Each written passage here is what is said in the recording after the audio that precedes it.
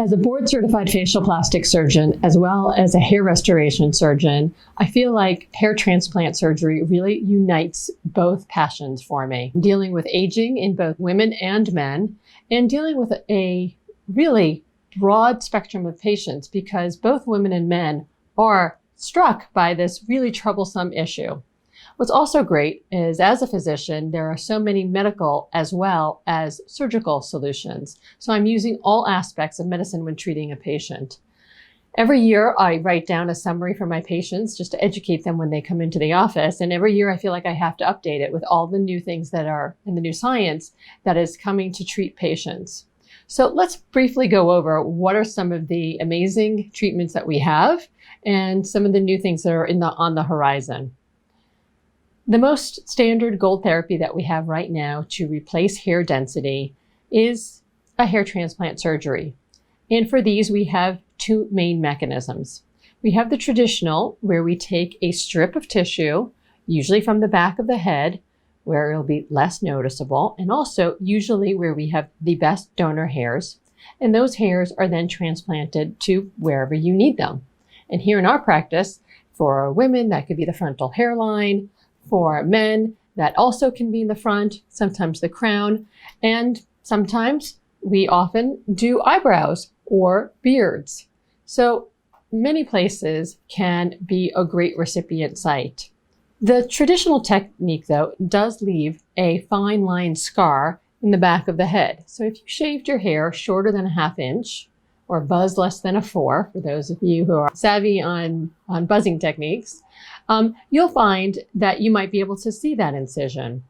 So another technique has developed. That technique is known as FUE, follicular unit extraction. And in that case, what we are doing is we are making a tiny little circular incision around each of your individual follicular hair units. And let's be clear. What is a follicular hair unit? A follicular hair unit is not an individual hair. A follicular hair unit can be a grouping of hairs that are all very closely bunched together. And we really do try to do a tiny little circular incision, as small as possible, when we do follicular unit extraction, and spread them out through a wide area of your hair and your scalp. And the reason we do that is so that it is what we call virtually scarless. And the reason is because then if you cut your hair extremely short, buzzed less than a ½ inch, then you virtually aren't able to detect all those tiny little circular, tiny little incisions. And that's follicular unit extraction. And there are a number of different mechanisms, a number of different machines that help us accomplish that. A very common brand that many people know is Neo-graft, with whom I have the pleasure of being a luminary and doing research. And there are several machines we use here in the office to make sure we can really do the best job for all of our patients. So follicular unit extraction also allows us to take those donor hairs and take them to wherever on the recipient site to give really the best result for all types of patients. But there are many medical therapies. Medical therapies are very well known. These are things such as the pill known as finasteride or Propecia, and topical minoxidil. A common brand for that is Rogaine. Here in our office, we actually formulate our own brand, and depending on your medical condition, we have certain different ingredients which are tailor-made to whatever is going on with you. And that really speaks to the importance of really understanding medically what is going on with a patient. That's true for men and especially true for women, when we know that nutritionally there may be contributions or even endocrine conditions that may be contributing to the hair loss. And that's why we really try to have a very comprehensive and thorough office consultation when we first meet with our patients. It also lends me to talk about some other areas. Vitamins. Here in the office, we carry Nutrafol, but there are many other vitamins on the market that we can discuss and other hair supplements to help with hair loss and perhaps help with hair growth. A really innovative area for medicine is that of rejuvenative medicine.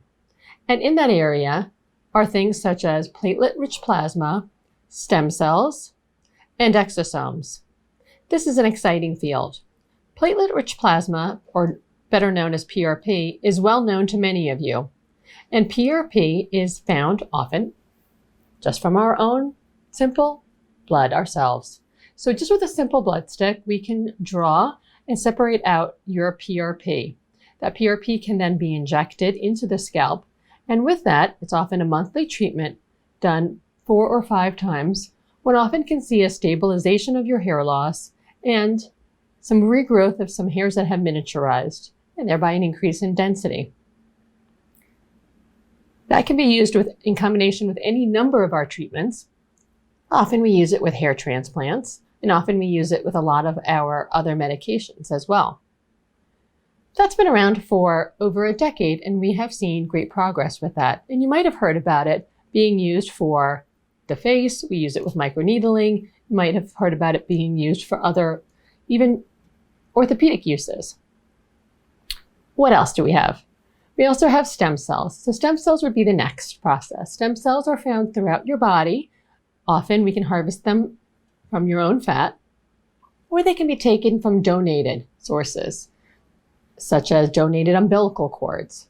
And stem cells have the ability to turn into really anything we want. They are progenitor cells. And because they are progenitor cells, they can really have a tremendous amount of potential to help you have regrowth of your hair.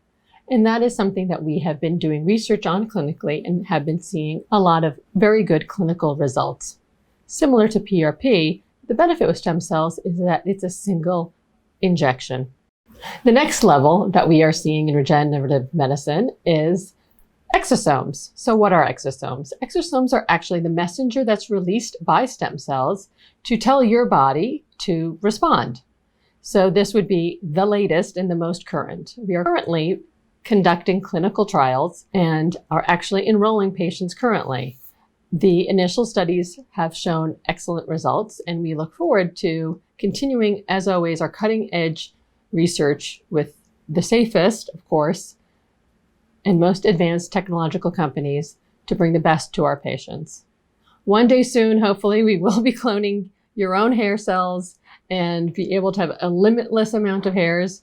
We haven't reached that day yet, but the research is going in that direction, and I really hope one day to be shooting a video telling you all about that.